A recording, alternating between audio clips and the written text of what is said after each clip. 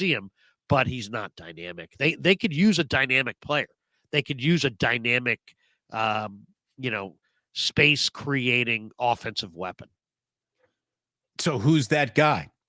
Let's officially do it, Larry, because there is a week, as you said, that they have until the trade deadline comes about. Talent acquisition. Again, if there is a silver lining to put around the loss, maybe it makes the Niners more aggressive here at the trade deadline than they might have been. 2-game winning streak is an awful lot of, or a 2-game losing streak is finding some reality religion. So maybe we've got a more aggressive Kyle Shanahan, John Lynch looking at trades that can be made. And as far as I'm concerned, you got some dance partners on the floor. Carolina, Chicago, Denver, Houston, New England, New York teams, both of them, and Tennessee, I think are open for business. So I would be scouring, those rosters. And you and I talked about this a little bit doing post game last night. What do you want? Well, first of all, James Foster, love you, James. He says, Larry, come on. I love you. We're now expressing our love for each other. But the 49ers have the most dynamic offensive weapons. Said who? That's the most ridiculous statement of all time. George Kittle runs through you. Deebo Samuel runs through you. Jawan Jennings ran 4.7. He runs through you. Ronnie Bell's got great ball skills, but he's not dynamic. Dynamic is Jordan Addison. You saw it last night. Dynamic is Rondale Moore. Dynamic is a burner. They don't have a burner. They don't have a speedster. They don't have a space creator. They don't even have a vertical threat. That's not what Kyle who's their wants. vertical threat? Larry, he does want that. He would like that. He just hasn't been able to have that. I've asked Kyle about this many, many times. There's a reason that Danny Gray has made the team the last couple of years, despite no real production to speak of. And it's because he's super dynamic and he runs 4.33 and he plays even faster than that. And when he is on the field, he's got potential to run off the coverage and create the space. See, if you watch the coach's copy religiously, you know what a dynamic weapon does for the geometry of the coverage. If you're watching just the television copy, you're never watching the all 22. You don't see the reaction when a guy runs 4.3 or 4.2. That there's a reason that McVay's using Tutu Atwell. It's because he's absolutely he creates a ton of space, and it's either horizontal or vertical. The Niners don't have that. That's why their receivers take pops left and right. Well, that's why everybody's bunched together. Here's the thing. Who is that guy then, right? You should have drafted Jamar Chase. What can I tell you? But you didn't. That guy, the dynamic, and he catches everything. Like normally you get the Marquise Goodwin, right? Where he's got Marquise Goodwin. That's a good call. Actual track speed, but he can't catch a cold, to be totally honest with you. You got to have somebody that can catch. But Marquise Goodwin's a good example. Right. And Tutu Atwell's another good example. So I'm guessing Shanahan has had those guys and he still hasn't figured out a way to really use them to any degree of success. Kyle built the thing is, it's not what they do for themselves, it's what they do for others. That's the difference.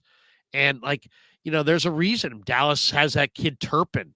But wait, Larry, during the 5-game winning streak, we weren't talking about how these guys didn't compliment each other. I was. We did. Well, okay. I was. I've been talking about this all summer. This is a major part of offensive football.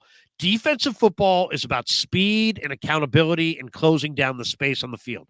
Offensive football is about speed and stretching the field vertically, horizontally, and you can do it by play design. You can do it by actual speed. But I asked Kyle 3 times this summer, how important is the vertical threat? And he's like, the guys on the other team know everybody's 40 time, and they will defend you according to how well you run.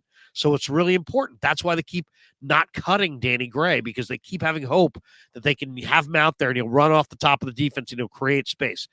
But now here we are. It's a couple of years in, can't stay on the field, can't get on the field. They need a dynamic playmaker to create some space on offense. Is it Jerry Jeudy? I don't know. Is it Rondale Moore? I don't know. Is there some player out there that they could get that, I'd have to scour the receiver market and see who's technically available.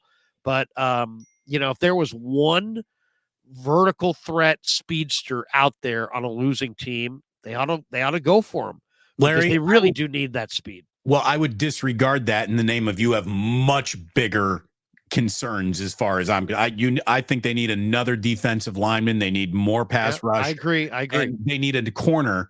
They need another corner before they need another wide receiver who's just a vertical threat. They don't need the concept of anyone. They need actual production from whoever they get. They don't need to add a concept. They need to add a player who makes plays. And so if you're going after a Brian Burns, a Patrick Surtain, or a Jalen Johnson, if you're going after a player of that ilk, you're not going to be adding and a vertical threat and an offensive lineman. Well, it doesn't always have to be a star. Just because you say you have a need doesn't mean that like vertical threat has to be a star. It could be a Marquise Goodwin type player on another team that you could get to complement, or maybe you can get Danny Gray back and you can get Danny Gray healthy and get him out there. Isn't he? I mean, he's on IR. Isn't he done for the year? No, he's set to return and he's been working out and he's running on the side and they say he's getting closer, but I mean, he could help. He could absolutely help. They got a few needs right now. They really do. I mean, I think that I agree with you. Their primary need is they're not getting home up front. So they need a pass rusher. But I would say the primary need is the corner because their top three corners, I think, proved the last couple of weeks they aren't good enough. And if their top three corners aren't good enough, the odds are that one of those guys has an injury are pretty high. And then you're going to have to lean on your fourth and fifth corner. And I don't know what they can expect to get out of Womack. I don't know if Darrell Luter Jr. is going to make an impact. These are young players. So Jalen Johnson would be a great call. J.C. Horn would be a great call.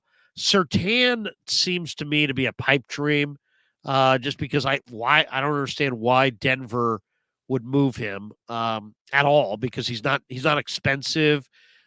He's a great player. He's one of the best players in the league. It just seems unlikely they would move him, but I mean, it's worth calling on. I mean, I'd call him every single day just to figure out, who's available, who's not. To me, the two most likely candidates to come to the Niners would be Jalen Johnson from the Bears.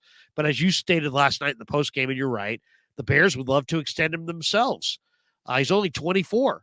The other one would be Sean Murphy-Bunting, who's in Tennessee. Tennessee's clearly looking to the future. Sean Murphy-Bunting's only 26. That's a corner who I think could help them and is gettable. So those are the two guys. Surtain seems like a pipe dream. Danielle Hunter and Brian Burns seem like pipe dreams. I would say the more likely edge rushers would be like Arden Key from Tennessee or possibly Josh Uche from the Patriots, who's an undersized rusher, only 25. They're probably going nowhere, probably would take some draft capital. So, I mean, we can talk big names, but, look at what the Niners have done in the past at defensive end. They added Willis. They added a Menahue. Those guys weren't stars, but they were young, talented, athletic players that they felt like would have success in their system. I could see them trying to bring back Key, and I could see Uche because I think the price would be right. But, the idea that they're going to get Brian Burns, I don't know. I mean, the other player I think is becoming more of a need the more I watch them is that the Niners have leaned so heavily on Dre Greenlaw and Fred Warner to stop the run that, man, if Tennessee would trade you Azeez Al-Shaair, I would like to have Azeez back. I mean, Azeez knows their system. He can run. He doesn't make a ton of money.